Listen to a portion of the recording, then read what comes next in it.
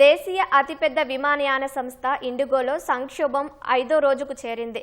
దేశవ్యాప్తంగా ఇవాళ మరో 700కు పైగా విమాన సర్వీసులు రద్దు కావడంతో ప్రయాణికులు విమానాశ్రయాల్లో పడిగాపులు కాస్తున్నారు.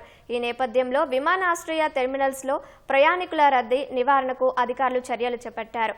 ఇండిగో విమానాలు రద్దు అయినందున ప్రయాణికులెవరూ విమానాశ్రయాలకు రావొద్దని సూచిస్తున్నారు. నిర్వహణపరమైన లోపాలతో నిన్న 550కి పైగా విమానాలను రద్దు చేసిన దేశీయ అతిపెద్ద విమానయాన సంస్థ ఇండిగో ఇవాళ మరో 700కు పైగా సర్వీసులను నిలిపివేసింది. రద్దయిన సర్వీసులకు సంబంధించి పూర్తిగా రీఫండ్ చేయనున్నట్లు ప్రకటించింది.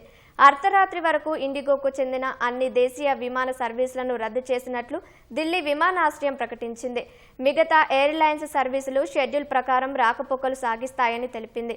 కేవలం ఢిల్లీలోనే 220కి పైగా ఇండిగో విమానాలు రద్దయ్యాయి. చెన్నై నుంచి బయలుదేరే అన్ని ఇండిగో విమానాలను శుక్రవారం వరకు రద్దు చేశారు. బెంగళూరులో 100కి పైగా, హైదరాబాద్లో 90కి పైగా ఇండిగో విమాన సర్వీసులు రద్దయ్యాయి.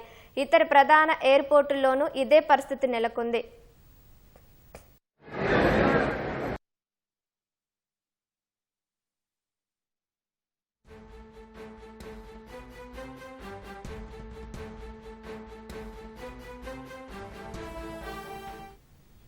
ఐదు రోజులైన పరిస్థితిలో ఎలాంటి మార్పు లేకపోవడంతో దేశవ్యాప్తంగా ప్రయాణికులు అవస్థలు పడుతున్నారు.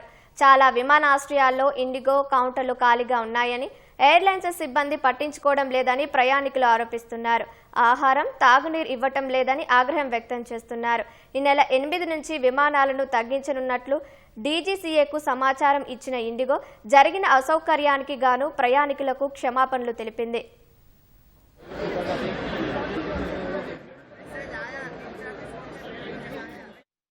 ఇండిగో విమాన సర్వీసుల రద్దు ఆలస్యంపై పౌర విమానయాన శాఖ మంత్రి రామ్మోహన్ నాయుడు ఉన్నత స్థాయి సమీక్ష నిర్వహించారు.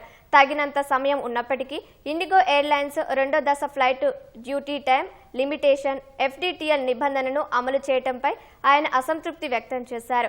ఇండిగో విమానాల రద్దు కారణంగా ప్రయాణ ఛార్జీలు ఆకాశాన్నంటాయి. Delhi Chennai one way ticket ధర 65,985కు పెరిగింది. ఢిల్లీ ముంబై, ఢిల్లీ కోల్కతా మధ్య ఒకవైపు టికెట్ ధరలు వరుసగా 38,676, 38,699కి చేరాయి. మరోవైపు నిన్న 6 మెట్రో విమానాశ్రయాల్లో ఇండిగో ఆన్ టైం పనితీరు 8.5% పడిపోయినట్లు పౌర విమానయాన మంత్రిత్వ శాఖ ప్రకటించింది.